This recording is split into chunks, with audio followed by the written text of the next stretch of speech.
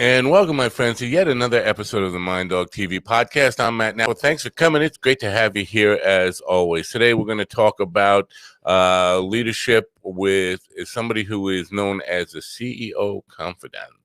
I'm very interested to have this conversation because it not only has to do with helping people better run their businesses and improve their bottom line, but a little bit about philanthropy, which I'm always interested in.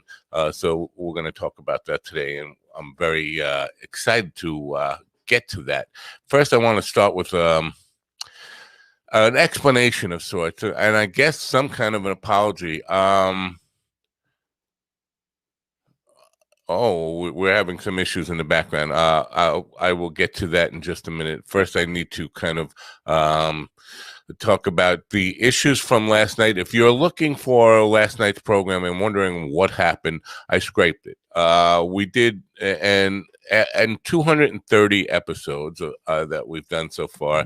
Had some great guests on, some really powerful people, some entertaining people, some really funny people, some people with just some great insights.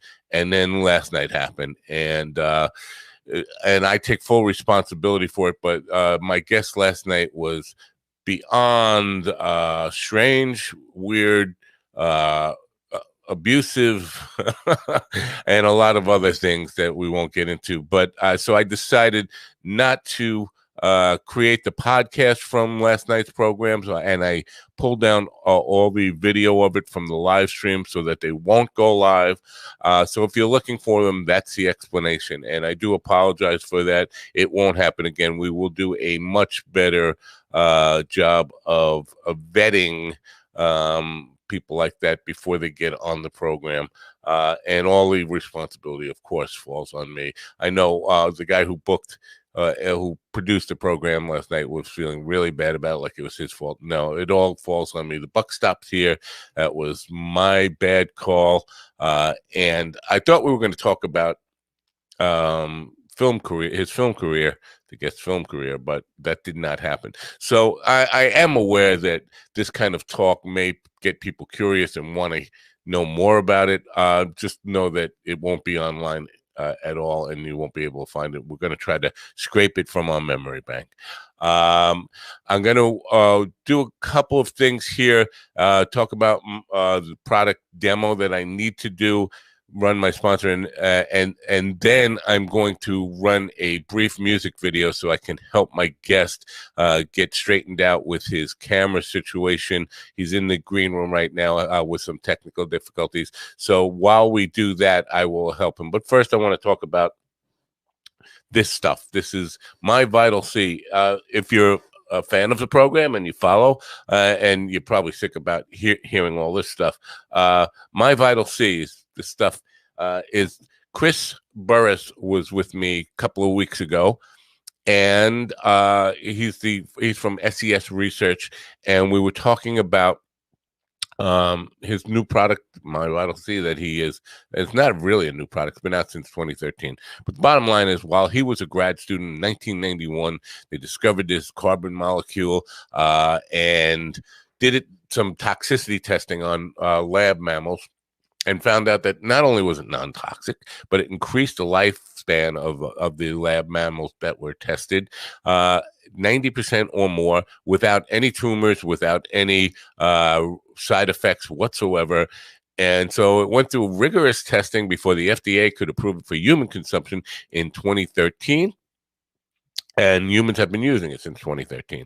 And so the claim is now that it can increase your lifespan by as much as 90% or more, which of course is an extraordinary claim. And we don't have any 140-year-old humans walking around that we can use to kind of validate that. So that's an unusual claim. And I said, I'm skeptical about it. And Chris said, well, here's the deal. Why don't you try it? I'll send you a bunch. We can try it for free. Have me back in 6 to 8 weeks, and we'll discuss your results. So I've been doing it now. Just today is my 15th day. Oh, we see my guest has got his camera worked out, so we won't have to run that music video after all. So I told him I would be willing to try this stuff and share my results. I will tell you this: I had 13 days of very positive results, and then yesterday hit and not so positive results. I was actually very burnt out yesterday, but for those 13 consecutive days, I had a lot more energy, was sleeping better.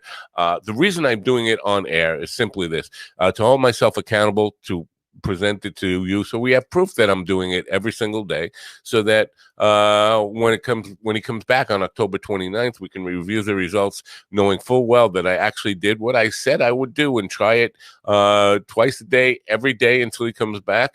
And so far, the results have been good, except for one day.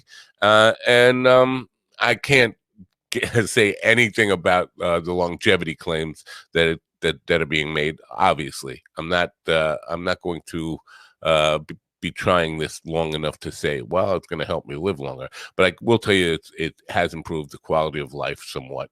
I've been more energetic, sleeping better, and all that stuff, except for yesterday. So here goes. I'm going to do this really quick and get rid of it.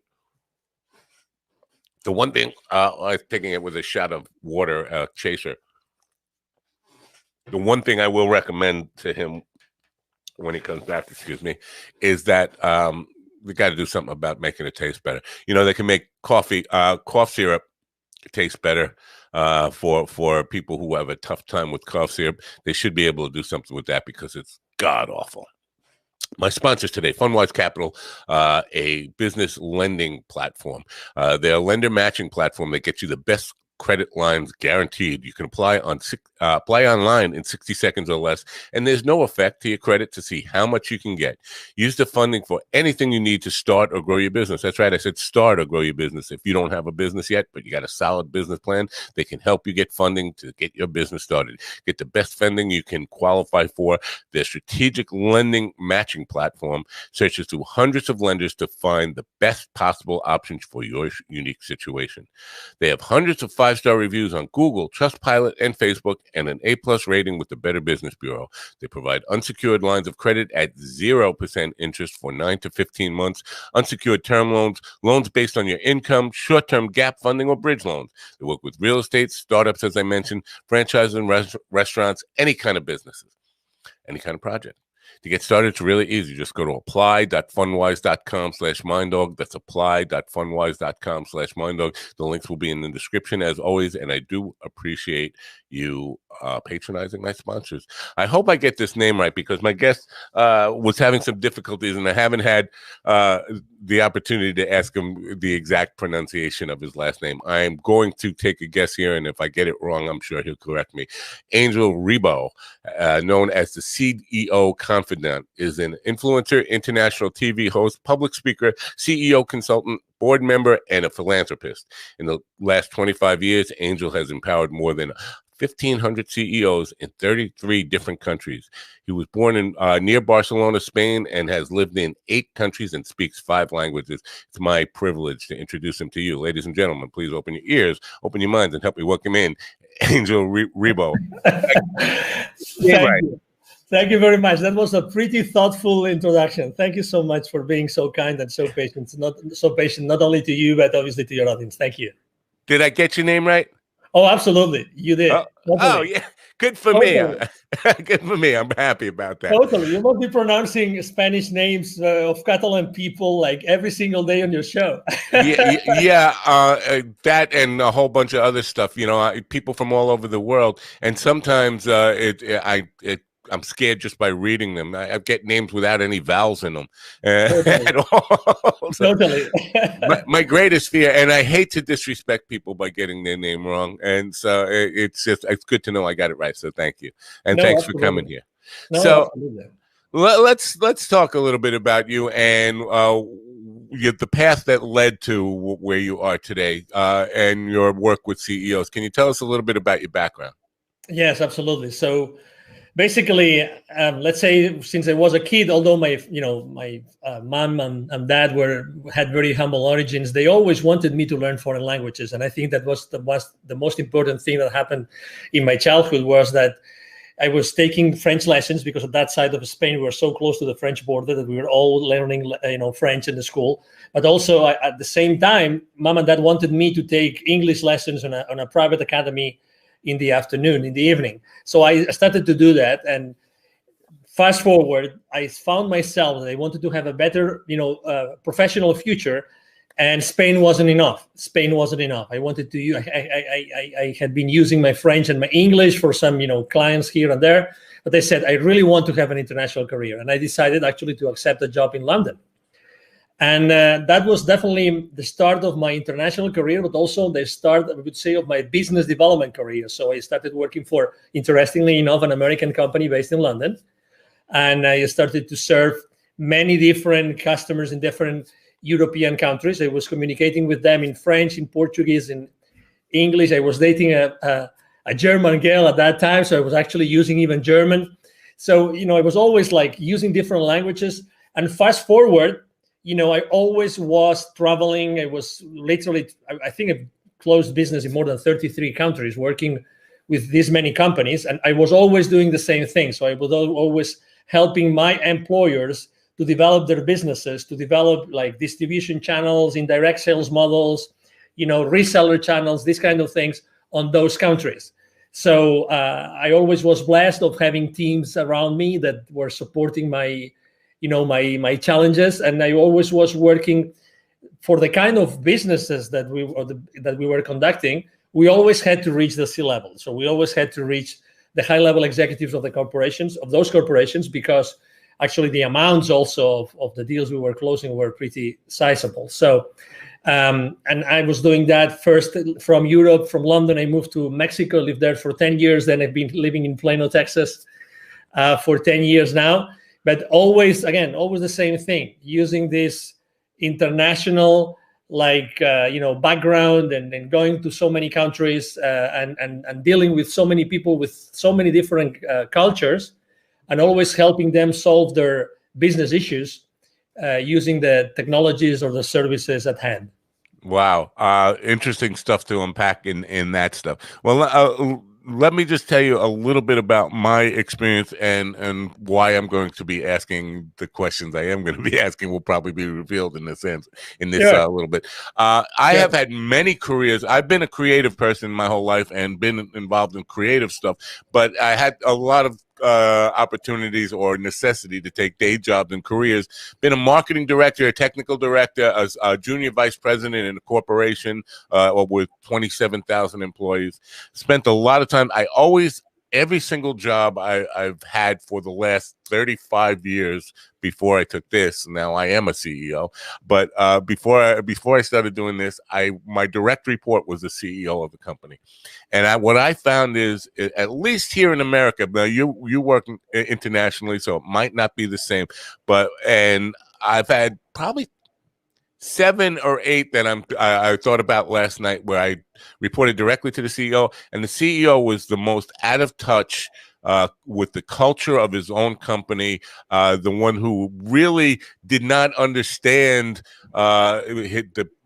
what the people underneath them were doing, what their culture was, or what their mission really was, and what drove them. I find that to be epidemic, and with talking with business leaders on this podcast, it seems to be holding true in the United States. So why is it that I understand the CEO is the decision maker and the guy who's going to sign your check, but why is it you start there? Why not with the people who are really running the company, like the junior vice presidents and those people who really have their pulse on the company?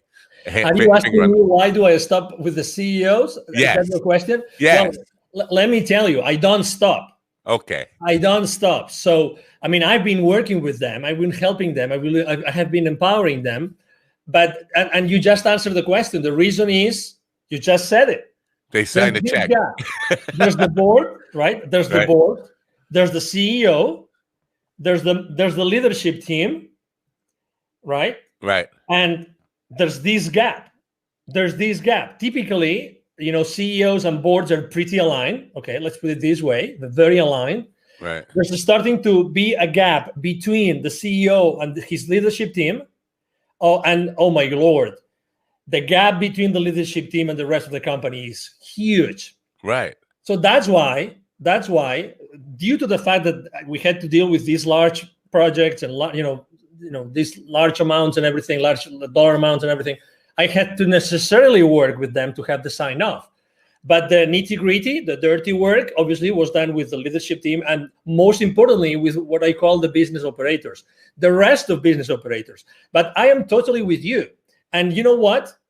I think that this is, so I think that as soon as business operators start to be aware of the implications of what they do, and actually the CEOs empower their business operators to do that, to know the exact, the consequences of their business decisions while they work there, this gap that you just mentioned, this lack of, oh my God, I see all these people in the company, but at the top, maybe it's not that clear what these other guys should be doing. Right. That thing that you experience yourself like firsthand, it happens every single day.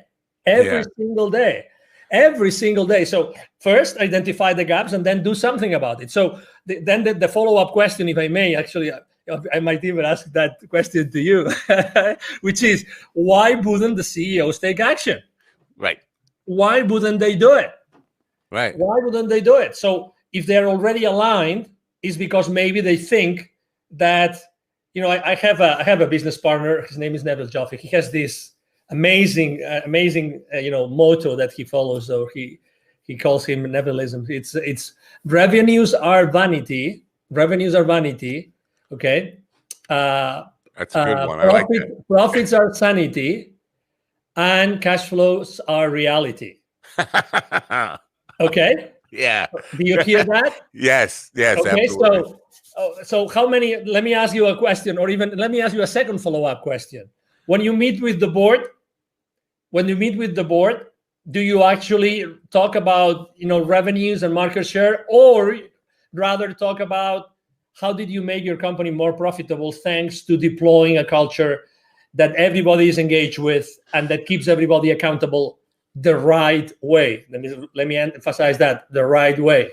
Right. Well, I would probably, I'm not sure if I'm going to get this right, but I'm going to guess it. Most CEOs are just talking about the bottom line, profits, and all that stuff, and not really concentrating on how to improve the culture and productivity the right way. It's like that famous, that very famous visual of an iceberg in which you only see the pike, you see the peak, of the iceberg, but what about the rest? What's going on in the organization? Right. So there's a lot of things going on in the organization, a lot of things. And actually, right now, with everything that's going on in the world, with all this, with the current state of affairs, I think that most of those inefficiencies, most of these issues are coming to the surface. And me having worked internationally, obviously, immediately you start thinking, what about diversity? Diversity of cultures, diversity of people, diversity of religions, of sexual orientations, all this diversity. I talk to C-levels every week. I was talking to a couple of headhunters the other day, and he said, I can't cope, listen to this, I can't cope with the number of requests I get of chief diversity officers right now. Wow. Chief diversity officers. I don't know where to find them. Well, I can find them easily, but where are those experienced people that have worked internationally, that have embraced this culture, really know how to deal with a mix of cultures, with a melting pot of cultures that are going to help you create efficiencies inside your corporation? Right. Wow. Well, that's something to unpack there too, because you did mention in your opening statement there about knowing the different cultures of different countries that you've lived in and that kind of stuff. And we talk about culture in a couple of different ways here. There's countries have different cultures and companies have different cultures.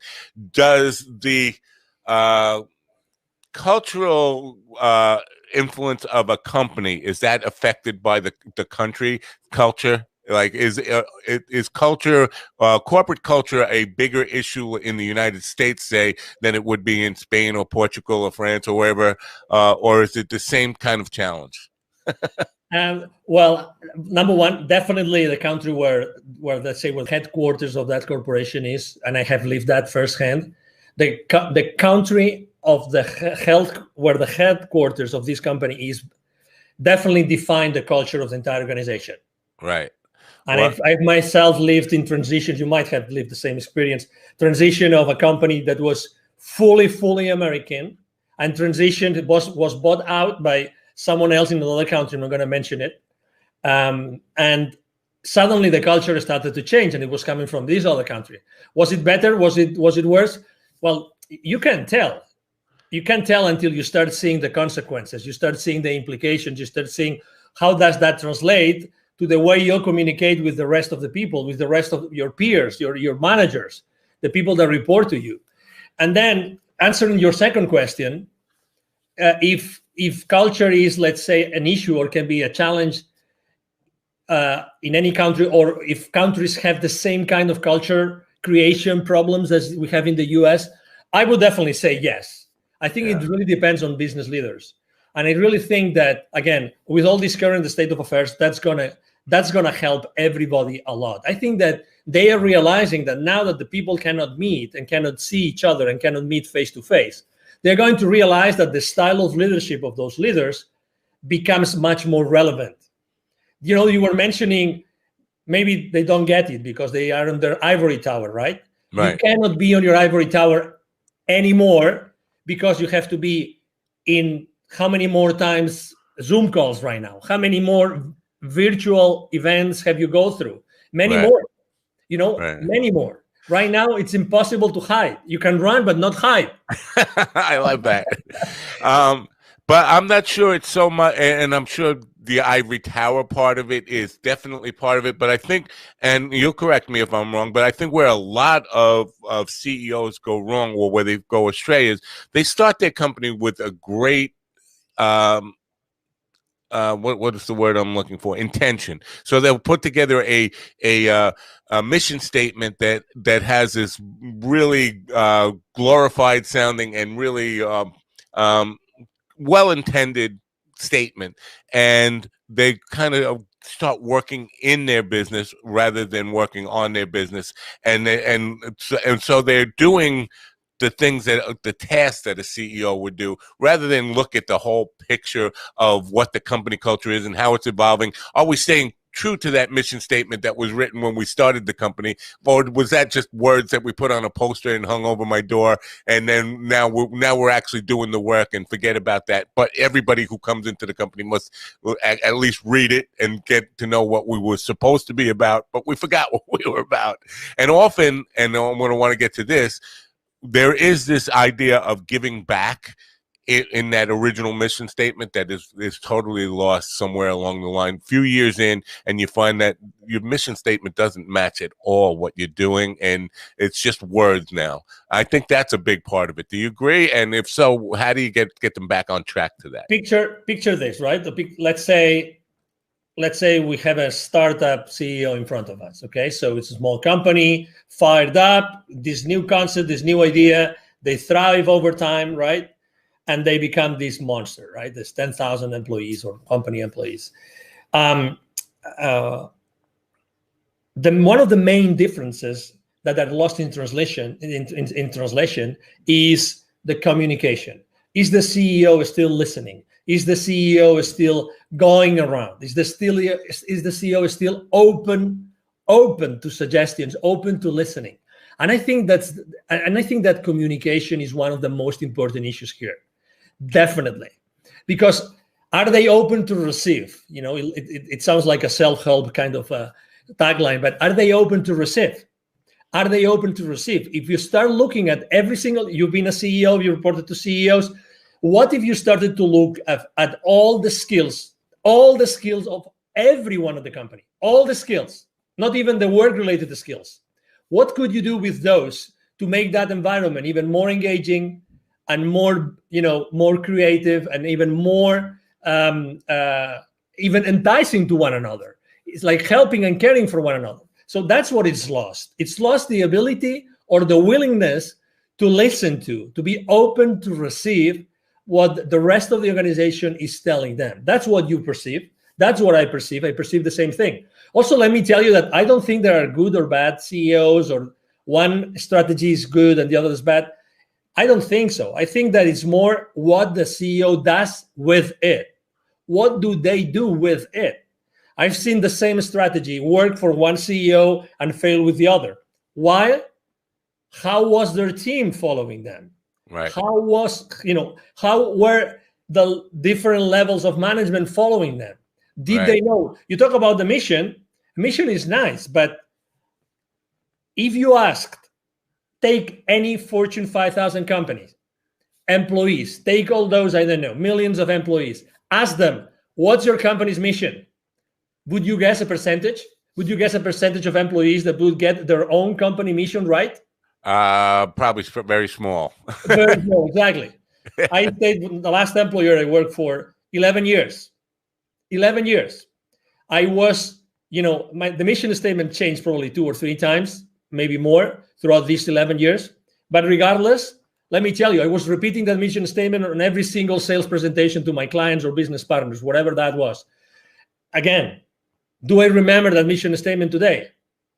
Right. I completely forgot.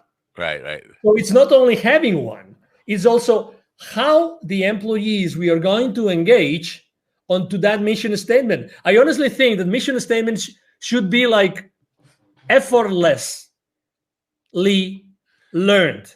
If they're not effortlessly learned, they're not good mission statements. Sorry, I'm a little bit disruptive, so I have to tell you that. But I believe that, at the end of the day, everything is about energy.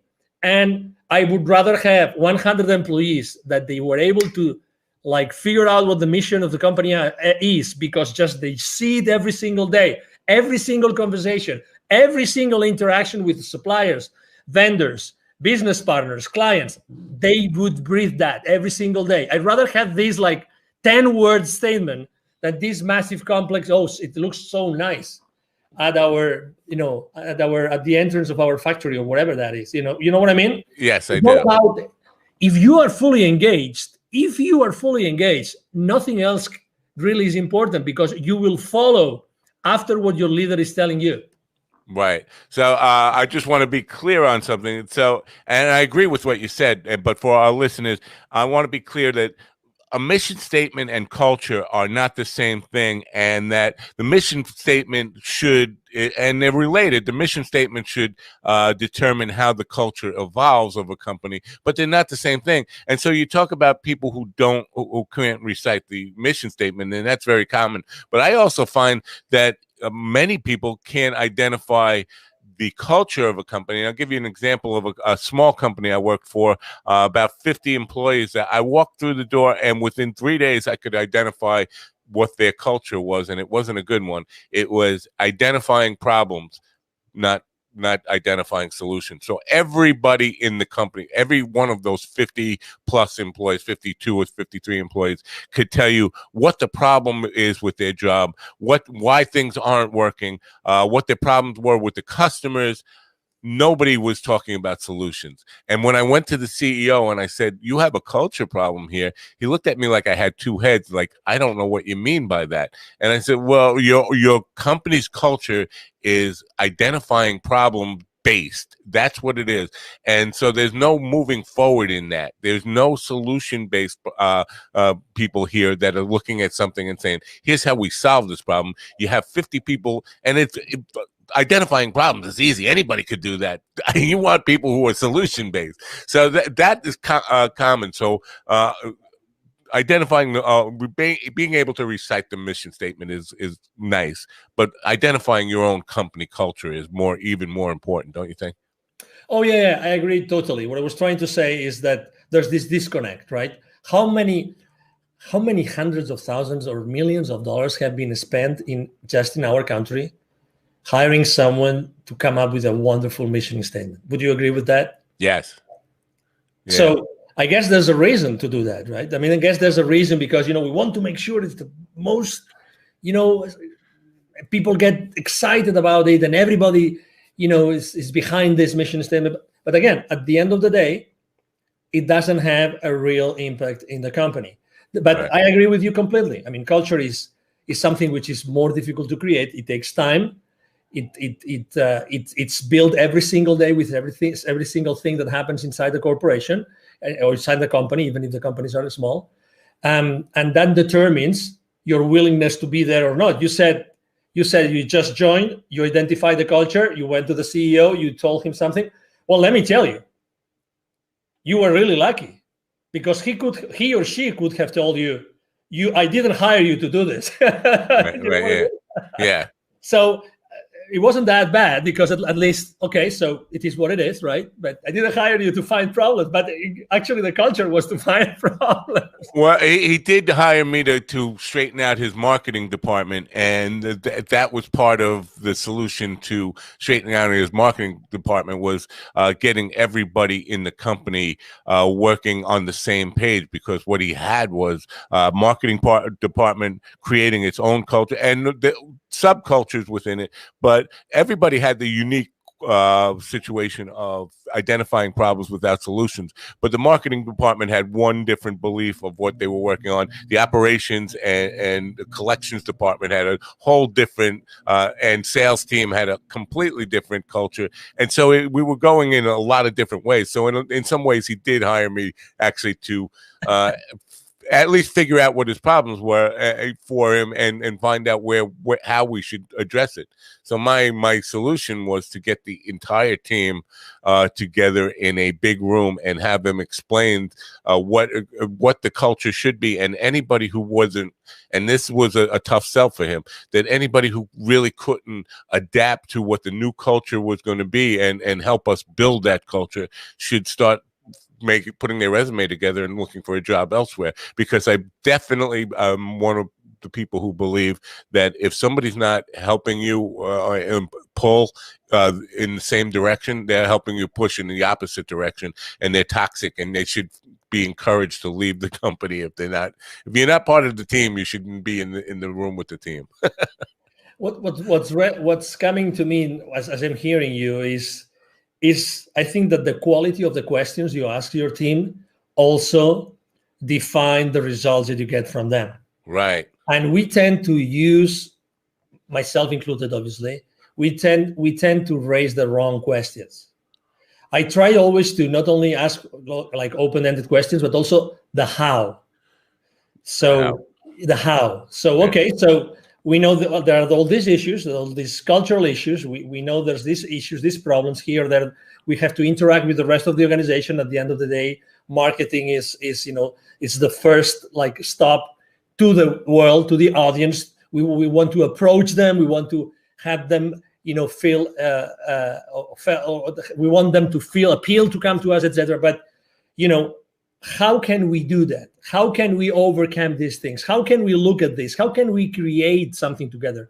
And I think that's a big difference between CEO teams which thrive compared to others which struggle a little bit, which is how can we create something together? How can we create something together which is going to replace something else?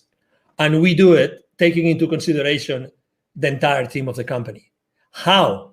No, not if, not when, but how are we going to do it? The moment that you start asking yourself the right questions, then the conversation completely changes.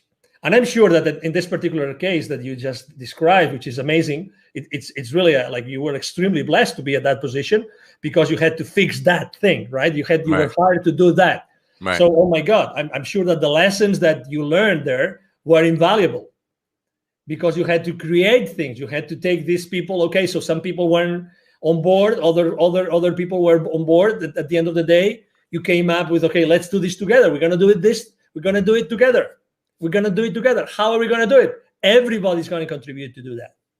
Well, I found that, and what I found in this company was, number one, their hiring practice was based on just resumes. Do they have a good resume? And that was it.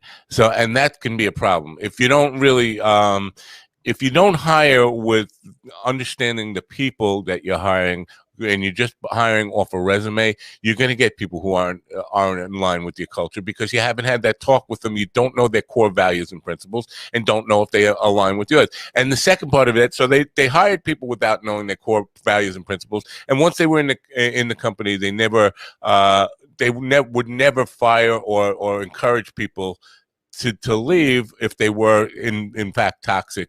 So none of the directors or managers of the various departments ever let anybody go because of they didn't line up with the company. And the HR department happened to be run by the CEO's wife, which nepotism I'm always against. But so the HR department was never really held accountable in any way, because how can you hold your wife accountable, right? So they would their hiring practice was really, really bad, and basically, because I think hiring the right people definitely has to be more than just, do they have the skills and education? Do they have the values and principles of what our business is all about? And then comes back to the mission statement and what you want your culture to be. Yes. And honestly, I always think that one time someone asked me, okay, so if you have to give one advice to one CEO, what piece of advice would you give that CEO? And I asked, can I choose a single CEO? And that person told me yes. So please, I would definitely recommend that, single female or male CEO to get married and to have a kid, so that he will start receiving the lessons that the kids give us to all of us as parents. Okay, so I'm trying to make a metaphor between what's happening inside the company, right? I get it. What's happening, inside the company with all of our colleagues, peers, people that report to us, and people that we report to, and what happens inside the family. Never underestimate the power of someone working with you or for you. Never, ever underestimate that part, ever, because there's always something that can happen. There's always some experience, some part of the creation process that you are undertaking with them to create, in this case, for instance, a new marketing strategy that can change this, can change the future for that company forever. So I see the same thing. So I understand it's true. I mean, not every company is hiring, for attitude, let's say. Let's put it this way. How important is the attitude? If someone is willing to change, if someone is enthusiastic, if someone brings to the company every single day, they're pumped, they're fired up. Let's do it. I make mistakes, but I move on. I respect everybody. I honor the support I get from everybody. This gentleman, maybe, or this woman this lady didn't have this resume, which was amazing, right? According to the credentials written, but probably, this lady or gentleman, they might have this amazing attitude that's going to make all the difference. Right. And that when you have your team meetings, right? You have your team meetings and you have plenty of people around your table. How important is the excitement? How important is, yes, we're going to do this. Come on, we're going to have a great meeting today. And you talk about your wife, your dog, your weekend, your whatever that is. This is really, and again, this is something I'm seeing today. I think that we have to bring our personal life more into our business world. Listen what I'm saying. I agree. Yes. Honestly, I mean, even if we are now working remotely, it doesn't matter. Hey, we are human beings. Why do we have to leave our human personal life out the door when we get into the building, our company building? Hey, we are human beings, and I'm going to be a much better contributor to your team as much as I feel recognized and as I feel that I'm a human being that you really take consideration after, or you are considerate with me. If that happens, I'm going to give you 1,000% every single day. Why separating those two things? Why? What are we trying to accomplish? Again, I honestly think that right now there's a lot of things, there's a lot of moving pieces inside corporations. I've seen a lot of CEOs these past months, and a lot of C-level executives that they have tried to find the right place, and I'm not talking about the job. I'm trying just in the same place where they are right now. They're trying to see, okay, so what's the best thing to do right now? Right. I mean, I had to deal, probably you had too. I had to deal with the crisis in 2001 and with the crisis in 2008, 2009. I had to deal with those crises myself with my teams. So, but this one is a different thing. So people, regardless of how powerful their companies are, they're human beings, and they're still figuring out what is going to happen in the future. How are we going to have to handle this? Human relationships remotely, all these things. And I think that this is already starting to happen, which is, again, the separation between the personal world and the business world is going to be non-existent. Really. Right. It's going to be non-existent. I think that's a great bridge to the next thing that I want to talk to you about, because I know that you practice what you preach in this idea of giving back and philanthropy. And I think when you do that, when you include philanthropy as part of your company culture, you get people who have passionate about causes in their personal lives now putting that energy of that passion from whatever the causes are into your company and help building. Can you talk about that? Totally. And not only that, because imagine that you know that some of your direct reports or colleagues or even supervisors, you know that they're going through something which is really hard for them. Right. Right now, for instance, death is on the news. Like, death is everywhere. Right. Someone that is suffering from something. So just having a reconforting conversation with someone can make a big difference. Just this small conversation, 30-second conversation. Hey, I don't know what's going on. I perceive that something is wrong. Hey, I'm here. Even if it's your boss, why not? Why not? I'm here to support you. I'm here to be there with you. So again, become more human. And to your question, I mean, the reason why I started to diligently giving back to the community was because I was traveling so much, and I was seeing so many communities that were in a hardship, like underprivileged communities, and more importantly, a lot of kids that had to work, a lot of parents that would use their own kids to do things that they shouldn't be doing, a lot of kids outside the manufacturing plants where I would go to see the managers of those plants. I would see all those kids around those plants asking me for hey, would you buy some gum from me? Would you allow me to keep your car safe while you are inside, so you give me some pesos, these kind of things. So I was so exposed to the realities of this world, which is inequality, right? So Right. You can be on the same street, and in 30 seconds of walk, you have the CEO of a multi-billion-dollar corporation, and you have a kid offering you to clean your windshield, kind of thing. So I was seeing that in Latin America all the time, like for years. For 15 years, I was seeing that all the time, until I decided to take action. And I actually had a spiritual experience that triggered my change, my transition, the moves that I made personally and professionally.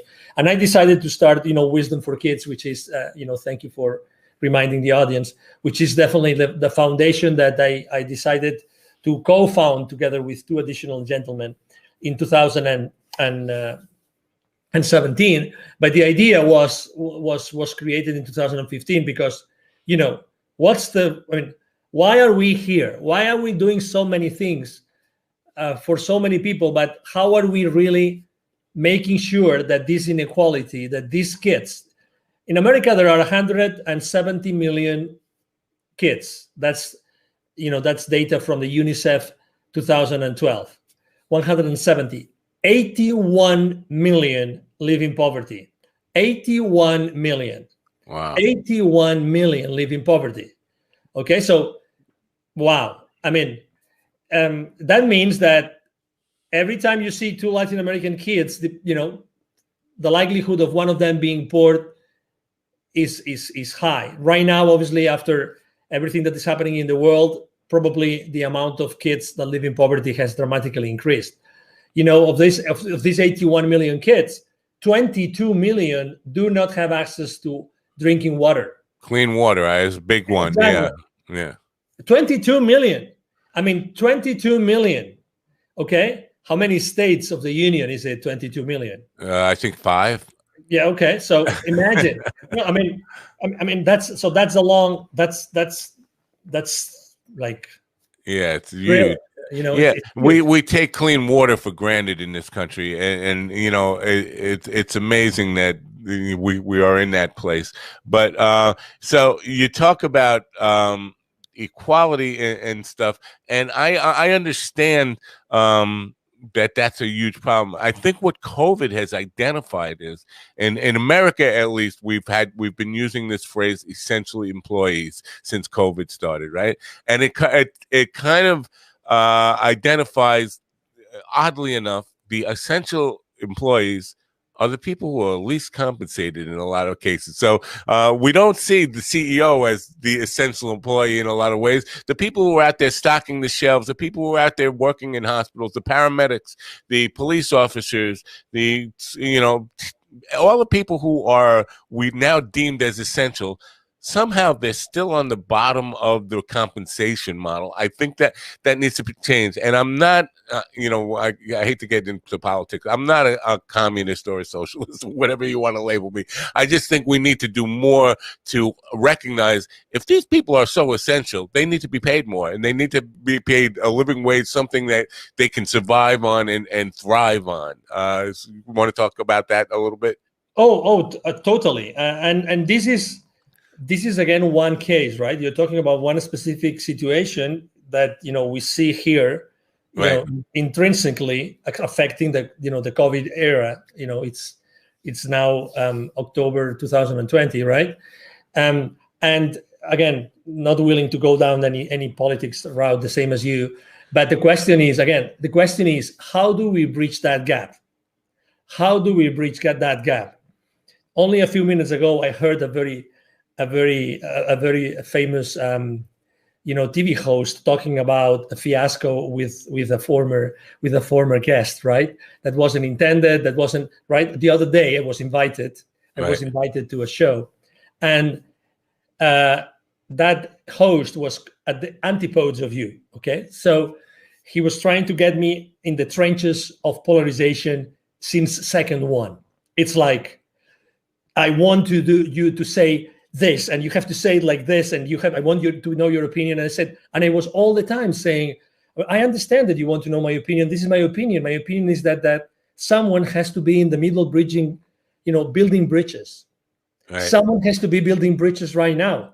I have my opinion as anybody else, as any other voter, but someone has to be building bridges.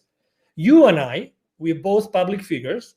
We both have we have something to do with the world. We love to be here. We love exposure, but also because of a mission. Right. We both have a mission. We both want to do good in the world. We want to do good in the business community with the entrepreneurs, the increasing number of entrepreneurs, right now in the world. But someone has to lay down those foundations and build those bridges. And that's where people are going to find me. They're going to find me in these places where I'm trying to be compassionate with everybody. Because again, compassion, it's the same thing. Inside corporations, compassion. What is compassion? What is compassion? What is compassion internally? Right. How do you show compassion? Even to your CEO. The difficult thing is say, no, he is an ABC. Right. Or, exactly. That's the easy way to do. But you, as someone that, you're commanding messages to the audience, right? And you're asking questions. You know that you're changing the world. You know that there are people listening to this conversation right now, and they're saying yes, or they're saying, oh, interesting. Oh, I didn't think of this that way. And then you would have served the purpose of your show and of your life, right? Right. So that's exactly what is I think that's our, like our commitment and our role in our lives is to really be the main characters of our lives. Be the main character of your life. Don't get sidetracked because it's so easy. Hey, take responsibility of your life in the sense that be yourself, wherever you stand in the political spectrum, you name it, be yourself. Right. Be yourself. Do your own research. Stand up for what you think. Right. Be yourself. Don't allow yourself to be grabbed to the left, to the right, to the up, or to the down. It doesn't matter. Right. That's why obviously every time I have the opportunity of being able to answer questions like yours, I'm so thrilled. Well, I would call what you just described being authentic. That's how I would label. Be authentic. And there is a great power in that, I think. But earlier you and I forget what we were talking about, but you said it sounds like a self-help type of phrase, and I forget what the phrase you were alluding to. But I think there's, first of all, I think there's a big influence of what we self-help stuff in business right now, and what really I find refreshing about you is that you're not calling yourself a coach. The CEO Confidant. I'm hearing from so many people who label themselves business leadership coaches and things like this, and I think we get to the point, and that's a self-help term, and we get oversaturated with that. I think we're seeing an influx of too many people who want to be coaches and we're losing enough people to coach, if that makes sense. So we have so many people who are, you know what, I don't want to work anymore. I just want to teach my knowledge, and I want to, share my knowledge and be a coach rather than actually produce anything. And I think that's a tipping point where we're kind of getting close to. So talk about why you kind of steer away from that new agey kind of language in what you do. Yeah, obviously, I've made that mistake myself. I've sinned. Okay. So, all right, but yeah, not anymore. I mean, I don't call myself. Other people call me that because I was just being myself and being authentic, and I had some other people that were following me, and I was blessed to do that the same as you, right? Right. But it's the other people who have to decide if that's a role and their concept of that of the word coach resonates or is me or it's not. In reality, I think that the most important thing is always to be yourself consistently, so the other people can learn and decide if they want to learn from you or they want to follow you. If they feel satisfied, they feel happy, they feel comfortable being with you or following you, let's say. So right. Are there a lot of people calling themselves coaches and maybe they're not coaches or they don't know what they do? I mean, I've been there. I've made mistakes. I've been fragile. I've done lots of things that they should have never done. And obviously a lot of people right now need to make, their ends meet, right? They have to have their ends meet, and they have to teach and everything. But I'd rather be teaching. I'd rather be teaching and training, let's say, than being coaching. Although right. I recognize that asking questions is the most powerful way to get into someone or something. Right. Asking powerful questions. Powerful questions. I agree. Definitely. Asking powerful questions. So, and because you are a host, so I mean, you do this every day, and you are asking me questions, obviously, that are making me think and consider my own reality from a different point of view. Right. Not everybody's able to do that, but you know that powerful questions can completely change the game at your guest's mind, but also at the way that your audience is listening to the conversation. When you are in a position, you're an entrepreneur or you are a manager or a leader, and you have a team under you, it's the power of your questions which determines the relationship you're going to have with these people and how you're going to create together with them. Yeah. The power of the questions. The power of the questions. You probably had, I don't know if you've ever co-hosted with someone, probably you have, a show. I always have a hard time doing it. You know why? Because right. Unfortunately, my co-hosts tend to want to make very long questions, like 1 minute long questions. And right. I hate that. I invited someone because I want my audience to learn from that person. If they want to learn from me something, they have two options. They will ask me questions, or they will get into one of my monologues online. You know what right. I mean? Yes, I do. I want to stay away from there, but I still want to ask difficult questions. And sometimes they get comments from my audience, the same as you probably. Oh, that was a great question. And I didn't think about that question. It was just, oh my God, when you said that triggered me that other thing. And then I said, oh, let's ask that. Exactly. I have a reel that I put together. It's called Questions, and it's just a reel of people reacting to the question I asked them. That's a great question. Nobody's ever asked me that before, and that kind of, and it's just one after another other that, and that I take great pride in that. When I get a guest to say that's a great question, I have to think about that. I say, I know I've done my job. I know I've done what I'm supposed to be doing here. I made them think about something rather than just route answers that you answer in every interview one after another. So I appreciate that answer. And you talked about, and I just want to address something you said earlier about empathy or sympathy or compassion is the word you use for your CEO. Somebody who was on about 2 weeks ago, I guess now, said to me that she was reading off statistics, and she said 71% of people working in America said they would take a pay cut if it meant they get their CEO fired. And I'm thinking, wow, that's a problem. That's a problem within yourself. And so instead of trying to get your CEO fired, maybe you should be asking yourself the question, how can I get the CEO to hear me and appreciate and just acknowledge that my ideas, not my input and ideas, not necessarily find a path, but I think most people just want to be heard by the CEO and understand that they know what your concerns are and have heard them and are thinking about them. Yes? Totally. When I was making this metaphor of a small company, large company, you stop listening to your people. Right. Definitely, they want to be heard. And actually, I mean, the other day I was talking to a GM of a large retail store, and she was telling me like she can reach out to her CEO, and we're talking a multi-billion-dollar company, anytime, and he would respond, even if it was a short sentence. Anytime. That's all you want. Anytime. But also, let me tell you something. I mean, CEOs are so fragile as we are. They are human beings as we are. They have had the experience they have had, and they have learned what they have learned. Okay, so I think that also compassion is a two-way street. So what if the problem is that, I don't know, this CEO doesn't have a good communication team? Maybe Right. that CEO doesn't know how to communicate properly. There's a lot of things.